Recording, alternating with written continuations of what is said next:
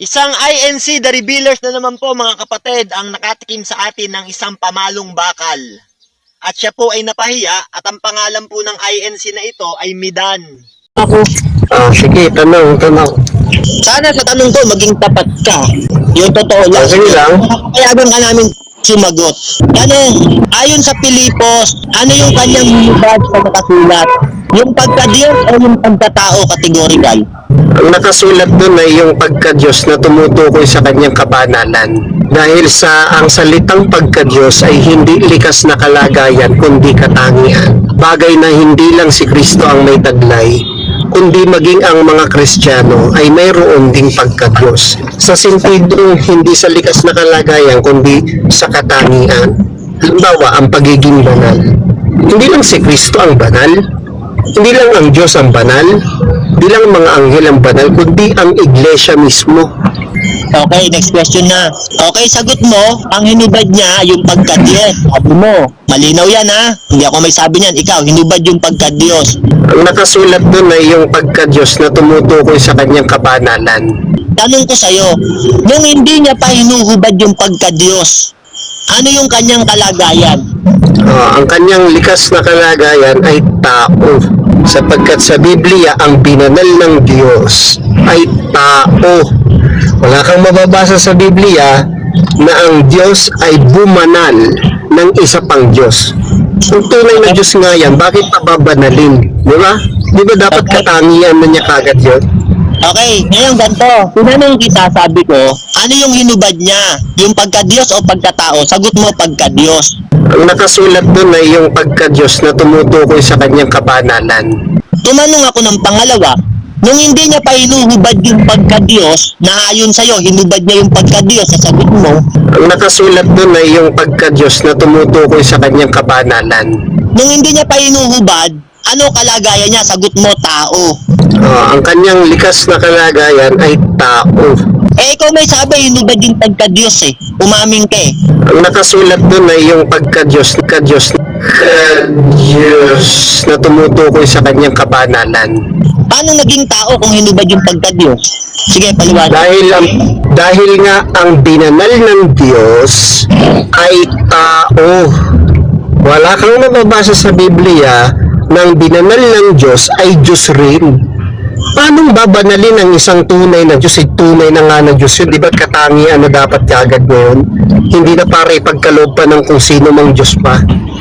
At saka, kung magbabasa ka ng talata ng Biblia, sa Lucas 4:34, anong mababasa mo sa talatang yan? Diyos ba si Jesus dyan?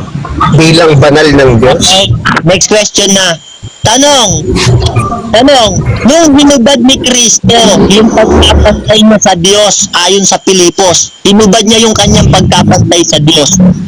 Nung after niya ba hubarin ito, pantay pa ba sila o hindi na? Categorical. Hindi ang pagkapantay ang tinutukoy na hinubad doon. At saka yung salitang pagkapantay, Tatanggapin mo, relax ka lang kasi meron pang sagot, di ba? Okay, sige. Ang sabi mo, pagka nabasa, hinubad ang pagkapantay. Yan ang sabi mo ha. Ang utawa mo kasi dyan, pantay sila.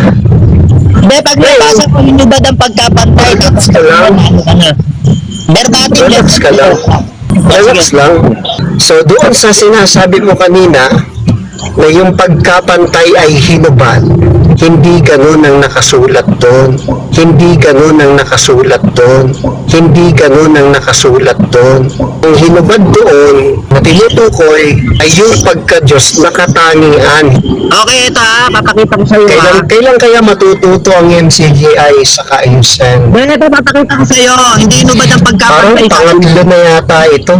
Sabi mo, hindi niya hinubad yung pagkapantay sa Diyos, walang mababasa. Babasa Di ba tayo. dapat ganun yun? Na siya, patahimikin niyo. Na siya, bagamat nasaan yung Diyos, ay hindi niya inaring isang bagay na nararapat panangnan ang pagkapantay niya sa Diyos, kundi Bagkus hinubad niya ito. Amen. Hinubad pala yung pagpapantay. Sabi niya hindi raw, bro, hindi raw. Hindi ganun ang nakasulat doon. Hindi ganun ang nakasulat doon. Ang nakasulat doon ay yung pagka-Diyos na tumutukoy sa kanyang kabanalan. Hindi ganun ang nakasulat doon. Ang nakasulat doon ay yung pagka-Diyos na tumutukoy sa kanyang kabanalan. Hindi raw hinubad yung pagkapantay, walang mababasa. Hinubad pala yung pagkapantay mo. Hindi mo. Sabi mo hindi mababasa. Sabi mo hindi mababasa. Na yung pagka-Diyos ay iginamit din sa Ama. Ibig sabihin, hindi rin pa Diyos ang Ama. Dahil sa sinasabi mo, hindi Diyos si Kristo. Dahil pagka-Diyos ang ginamit sa Kanya. Ito hamon ko sa iyo ngayon. Magbigay ka. Talo na ako pagka may naibigay ka. Magbigay ka ng record mo na sinabi ko, hindi Diyos si Kristo. Magbigay ka ng record mo na sinabi ko, hindi Diyos si Kristo. Kasi salitang pagka-Diyos ang... Okay. Sige. Okay, ha? Narinig niyo mga kapatid, ha? Magbibigay tayo ng record na sinabi niya, hindi Diyos si Kristo. Sa makatuwid, tanggap niya na Diyos si Kristo. Pambihira, umaamin, Magbigay daw tayo ng reference na sinabi niya, hindi Diyos si Kristo. Sa makatuwid, tanggap niya na Yesu Kristo ay Diyos. Amen! Bautismo na yan!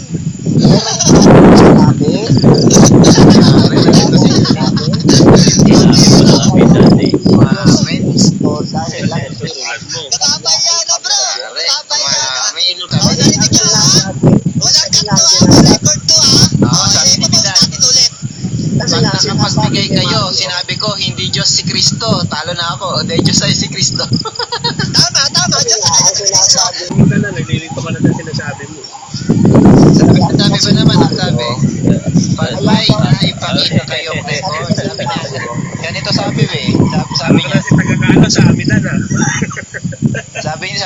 sabi ni Midan, pag may naipakita kayong record, sinabi ko, hindi tunay na Diyos si Kristo.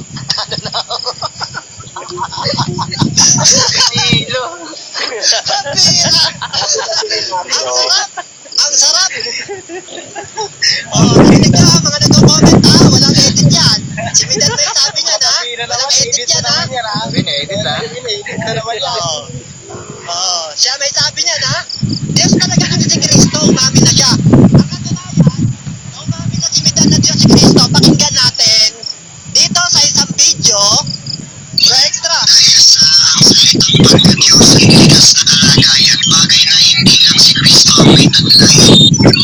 Dahil sa ang salitang pagka-Diyos ay likas na kalagayan, bagay na hindi lang si Kristo ang may taglay. Bagay na hindi lang si Kristo ang may taglay, kundi maging ang